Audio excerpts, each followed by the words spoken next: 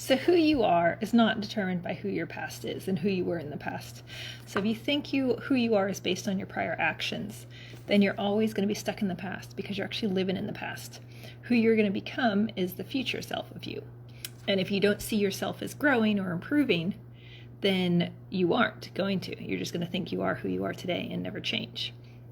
So to live the dream of your future, you need to become a different person. And so you must choose the actions and behaviors based on the person you are becoming that is going to be living in that future. So does that sound a little complicated? What it comes down to is really you're always growing. Your future self that lives the dreams that you want to live is, hi, Terry Ann. If you got questions along the way, let me know as well. So who you become is always going to be a work in progress. You aren't the perfect version of yourself today, and it's always going to take more work. So first, how do you, what's the first step in moving forward? So first you have to identify your behavior. First you have to know that your identity is shaped by your behavior. Your behavior is shaped by your environment and your habits, and decision fatigue is a real thing. That you only have a limited capacity of willpower each day, and that just like a muscle, it becomes fatigued the more you use it. So if you spend your willpower making a lot of decisions in the morning, and they're menial decisions like what to eat for breakfast, what to wear for food, are you going to go to the gym or not, are you going to do this or not, things that don't really make a difference to you, you're using up all of that willpower so that by the end of the day, you're making bad choices. And if you have in your workday or your business important choices that you need to be making, this is something you need to keep in mind so that you are, one, doing it when you're full focused, but also have the full advantage of your willpower so that you can make the decisions you need to. So rather than wasting your willpower on less important decisions, you need to be prioritizing those toward your future goal.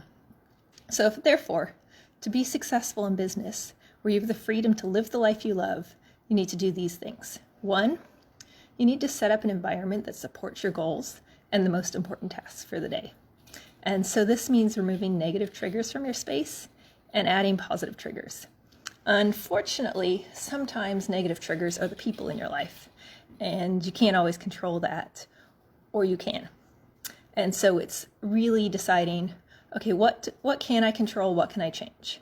And so what are some positive triggers in your life that encourage you to take positive habits and positive actions?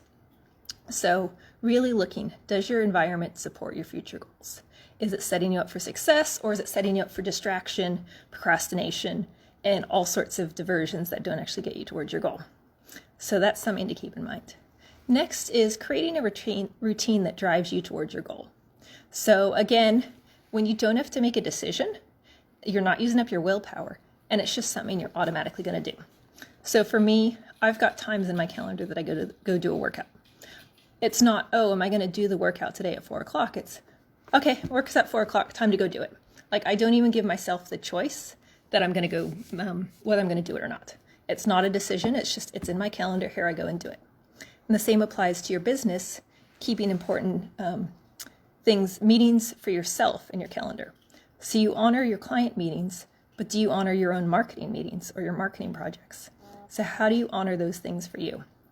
So creating that routine that drives you towards your goal. Over time, that new routine becomes a habit. Yes, Terry Ann, non-negotiable. So that new routine becomes a habit, and then you no longer have to make a decision about it. It's just what you do. So is it just what you do? And are you making the right decisions? And how can you set up those habits so that they become, how can you set up the actions so that they become your habits? And it's not something you have to always organize. So again, this ties back into knowing what your goal is and how you're going to reach it so that you can take those steps each day. Number 3 is being 100% committed to your goal. Then you don't have to make a decision about whether or not you're committed. You'll take the right actions. So for growing your business, are you committed to growing your business?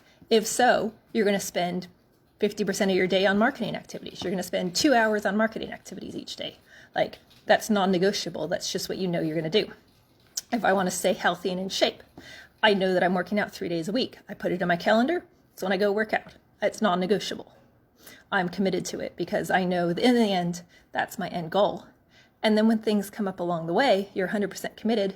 It's not, oh, My friends invited me out for drinks. I don't need to do my marketing today. You're like, no, this is my goal. This is my future. I can't change this. I'll find another time to go out with them. And so how committed are you to your goal, and how do your actions support that? And then number 4 is building a support system. So get buy-in from those in your life that can help you when times get tough or when you're fatigued, because you can't always do it alone. You can't rely on willpower. And sometimes life just happens and you do need a support system.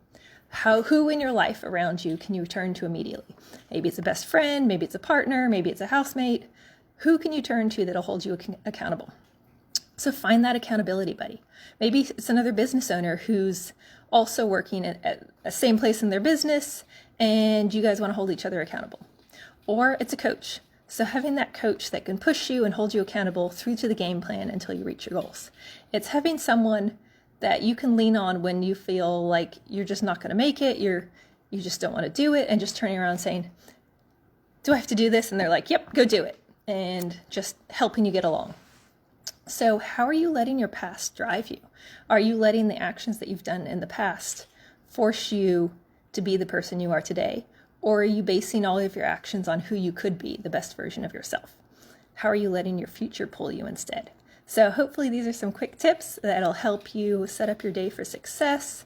I know I had one client implement this, and she's already had the best, most positive month since doing some of these activities. And so I'd love to hear your thoughts below, and I'll talk to you soon. I'll be posting this on my website, so alyssawilliamson.com. It'll be under the blogs. And I did a quick Instagram post as well, so Live Your Life Adventure.